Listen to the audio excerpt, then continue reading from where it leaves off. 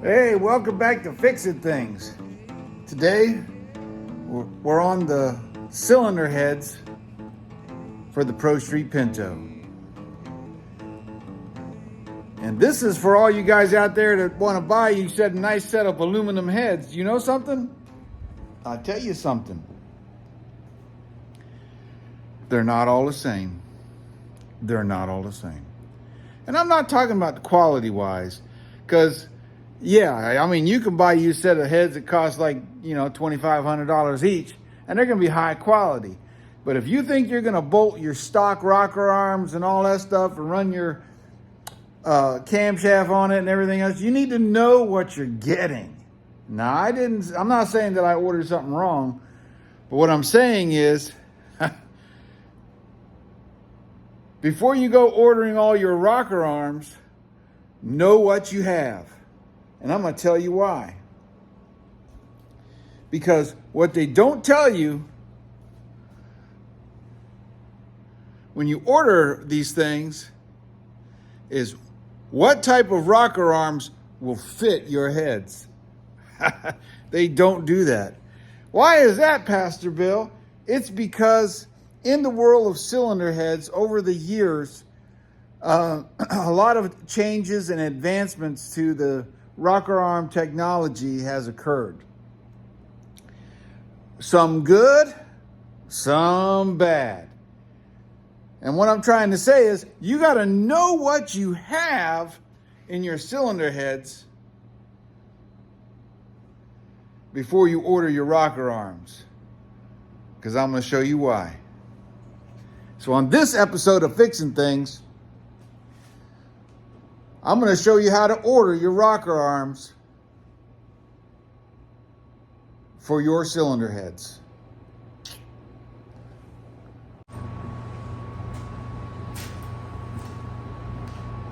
So you went ahead and you ordered you some cylinder heads, and here's my brand new cylinder heads. These are Speedmaster Pro Comps. On the box, they don't even tell you what the part number is on them. But on the website, it says their part number P3036/3037. What does that tell me, Pastor Bill? I don't know. I'm not a head manufacturer. I can Google up the part numbers and look at it, and it tells me it's a Pro Comp cylinder head.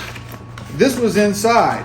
Now, on this, on the instructions on this, the instrucciones on it, it don't tell you nothing about what it is. Now, it does say if this is a big block Chevy, if this is a big Mopar, but it don't tell you nothing about this cylinder head. Doesn't even open. Which is fine for me. But let's say you're just a guy off the street and you want to put some cylinder heads on your car. Guess what? You get assembling all this, you get this put on your motor, your Fox body car, or whatever it is, and you find out that this cylinder head does not fit, the cylinder head, that your rocker arms do not fit your head. Now what do? Now you got to go back and find some aftermarket rocker arms that will fit your cylinder head. So the engine we got this out of was a 78 Ford pickup F-150 at a 302 engine in it.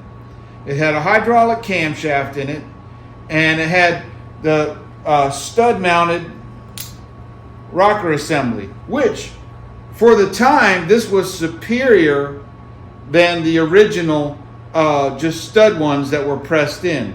These were superior. But they had little dinky teeny bolts in them. But these were the superior ones because they have what they call a girdle or a grunion or a trunnion. They have a bunch of different names for it. System, which keeps these things from twisting side to side when they're torqued down. They have a very stable thing.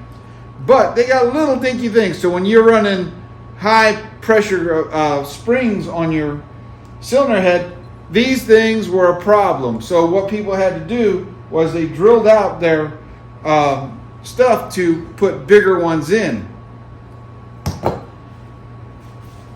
The head manufacturers for the cylinder heads said, hey, we got to make a cylinder head that is capable of going from the early 1960s all the way up into the 2000 somethings when the 302 was finally not used anymore.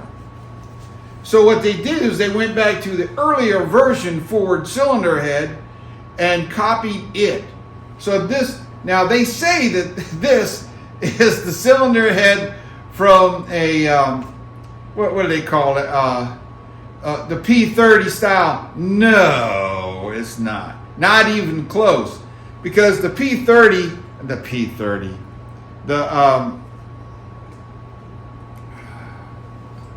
P40 cylinder head, excuse me there, brain farting. My wife says I'm losing my memory. Uses these, okay? It uses these here. And you see there's a difference in them. One sits a little bit lower than the other. Your intake and exhaust are slightly different. They say they're not, but they are. They're slightly different. This is the style that the P40 cylinder head uses. This is not a direct replacement for the P40. So if you're going to Speedmaster and they're saying, oh, this is the direct, no, it's not. It's not. It's actually modeled after like a Hypo 289 cylinder head with some improvements for future generations. So one of the things is, how do you know that, Pastor Bill? Because Pastor Bill back in the day had a 750 horsepower 302 engine that had 289 Hypo heads on it that were modified. The 289 Hypo heads had smaller bolt holes and had screw-in studs. The problem was the screw-in studs weren't big enough, and I had to get them things machined out for my high. When you're making 750 horsepower and you got springs and you got 202 valves in it and you got heavy rate springs and stuff like that and a very tall camshaft, you don't want that stud to be pulling out. So those heads were completely machined. Now underneath of those, I'm going to do a whole series on how to make high power motors cheap, and it can be done. But that's not today. Today, let's talk about ordering. Let's talk about ordering these things. All right. So the one thing you must know when your new cylinder head comes in, because you cannot. Let me tell you this again. You cannot order your valve train until your cylinder heads come in, because you have to know what profile you have on your cylinder head. Okay? So for one, we take this bolt out, and this is a it only goes in one way too. See, it's got a taper on that thing. So it goes up and has a taper on it. It just slides in and out. Also, you must know that this machine surface in here is below the deck height of the valve cover. That's very important to know, because I'm going to show you why. If you were to take this, and let's say you got you one of these things here that is I forgot what the name of this thing is called. I'll post it up here. I'm brain fart. But if you were to slide that thing up in there, and even if you got the post, that's what that is called, post, you'll notice it don't even touch the valve top. Touch the edge of the valve spring. And on this type here, it's supposed to at least touch. It's touching the valve spring. See that? It's not touching the valve. So when you're ordering these, you have to know, is your system a post mount or is it a stud mount? That's why back in the day they used to put girdles on these things, because girdles keeps your pants from falling. It also keeps you have to put girdles on them because the little studs that they had. So what did Pastor Bill do on his 289 hypo heads? Man, I put some 7/16 holes down in here. Well, actually, Machine Shop did them. And so you're saying, well, what size bolt is that 7/16? This is the head bolt that came out of that 302 engine.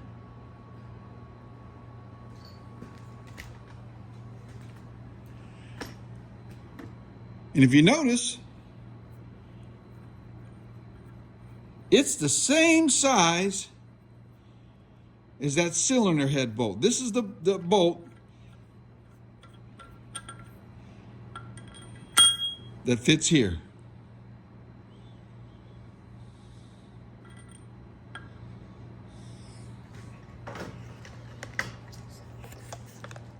So that tells me,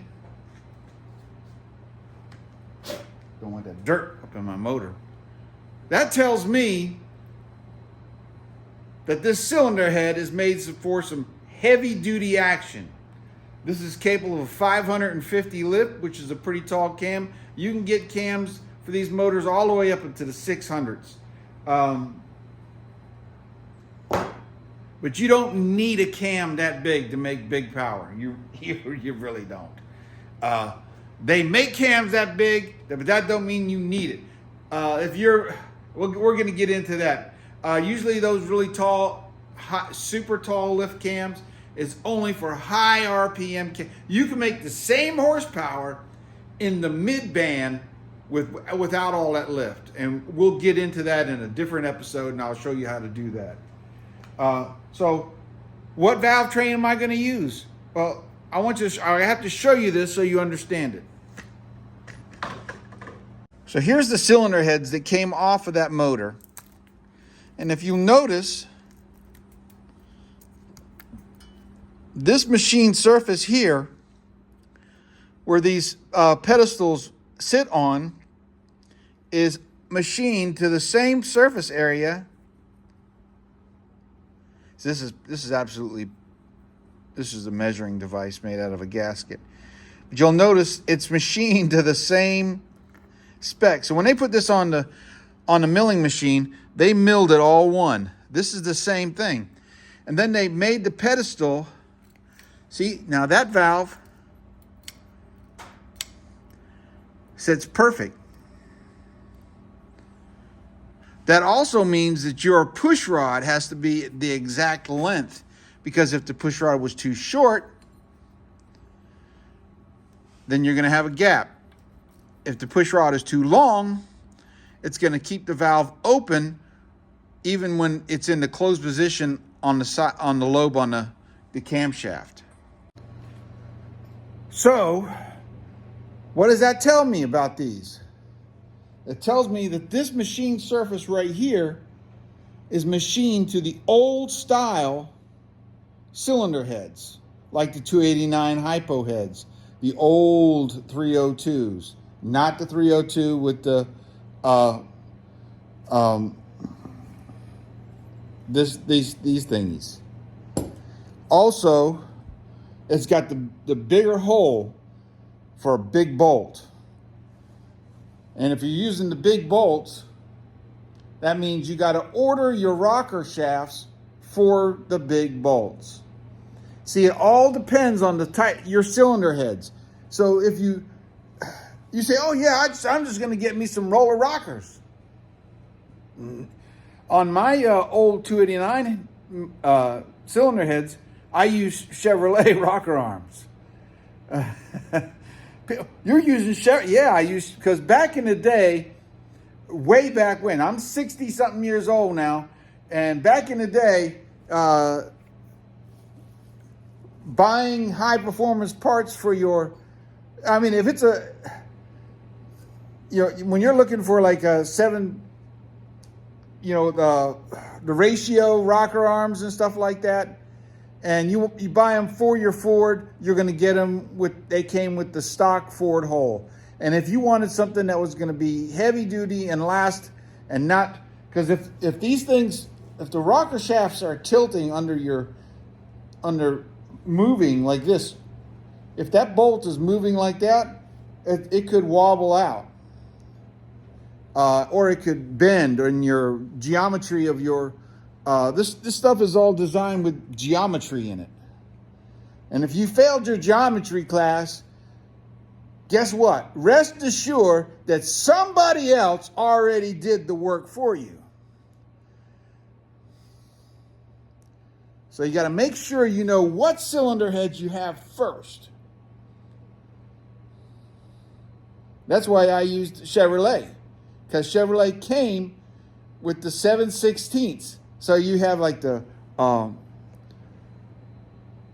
was it 1-to-6 ratio, 1-to-7 ratio, 1-to-8 ratio, and I ran the 1-to-7 ratio on my high lift cam. It had a 556 lift cam in my 0302.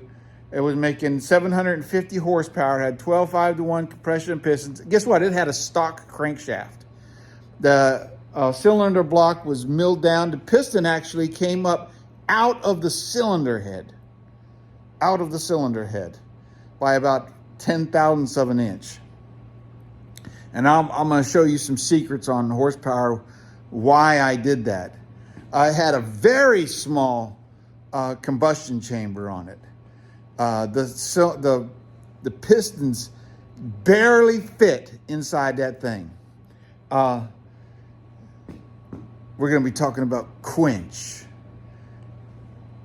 on when we put this motor together. Quench is where your power is. I don't care what you think you know, quench is where your power is. When you're ordering your cylinder heads, you order the smallest CCs in the combustion chamber you get, and make sure you got squinch on both sides. And I'm gonna leave that a secret. You can go look it up for yourself. I'll post the word for it, look it up, and you'll find out yourself. This, back in the day, was where horsepower was made, and you didn't have no knocks in your, you can have 14-to-1 compression ratio, and if you had good squinch on your cylinder heads, you didn't have any knock. You had good burn. Running a dual point distributor so that you have a really long burn. No detonation in the motor, no knocking, right? But we're on valve trains. So what type of have I learned? I learned I can't use these, right? Which I wasn't going to use anyways. I'm doing this for your purposes. Why? If I was going to use those, I'd put the other cylinder. They're still working. We're going to make good power at this motor. And now that I know it takes a 7/16, and I cannot use a pedestal base. I have to know what my height is from here to here, to order if I use a, there's ones that are shaft mount systems. They bolt onto this, and that's why this thing is machined all the way across and doesn't have double pedestals up here. It's machined that way for purpose, because Speedmaster makes a set of shaft mount for this motor. I'm gonna see if I can't look up those. The problem is, when you order your cylinder heads, they don't tell you what you need. So you have to do the work. It tells you right in here on the thing. You are responsible.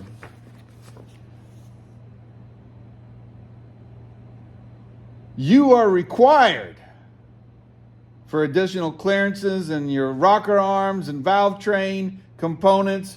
You are employing. It's not going to tell you what you need. You have to be smart enough to know what you need on your cylinder heads. So your Speedmaster P3036/3037 uses, if that's what this is. I'm just telling you, that's what, when I got off eBay, that's what it told me the part number was, because it's not on the box.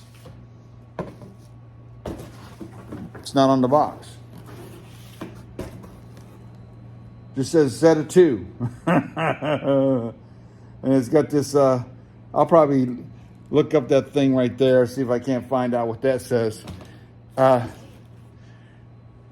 just know that I've been around the bush a few times, and I've seen the changes in the cylinder heads over the years.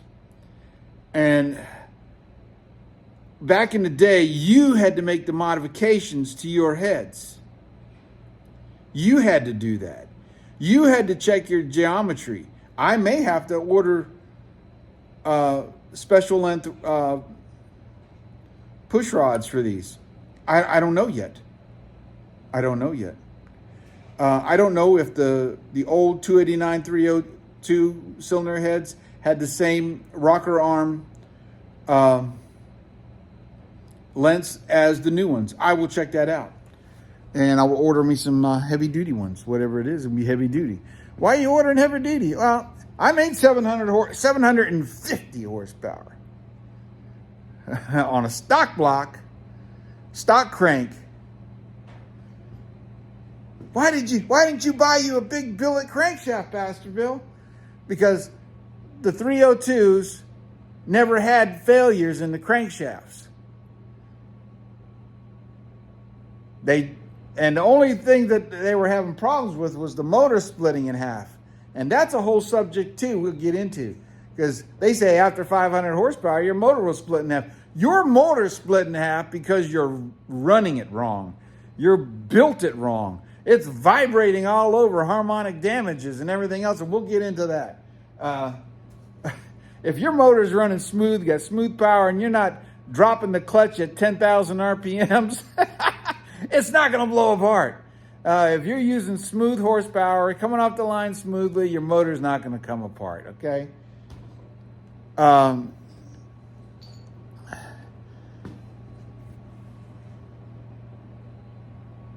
So I am going to use roller rockers on this. And I want to get a set of shaft mount, stud mount, pedestal mount for this with the right height. So I'm just warning you, do your homework on your motor. Do your homework on your heads. Do your homework on what parts are compatible with your new heads. Because if you don't,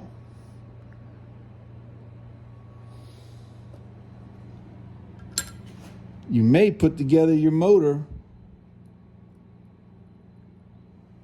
wrong. God bless you. Remember, I can do all things through Christ who strengthens me. I hope this video helps you out on ordering your rocker arms and your rocker arm assemblies for your 302 or whatever. These principles are also, Chevrolet too has also over the generations of their 350s, 307s and all that stuff, even their LS motors change the geometry as they progress through years. Yeah, the same bell housings, and yeah, the same this, and yeah, the heads will bolt on them. Look, did you know that head will bolt on an LS motor? I've seen motors run with Ford cylinder heads on them, and I've seen Ford engines running with LS cylinder heads on them. It can be done. I'm just telling you, check your geometry on your valve train. Make sure you order your valve train after you get your cylinder heads. You know what I'm going to do? I'm going to go inside and order my valve train right now. God bless you. I'll see you on the next Fixing Things with Pastor Bill. Great time of day. That could be a disaster waiting to happen. I got to make this Pro Street Pinto fly.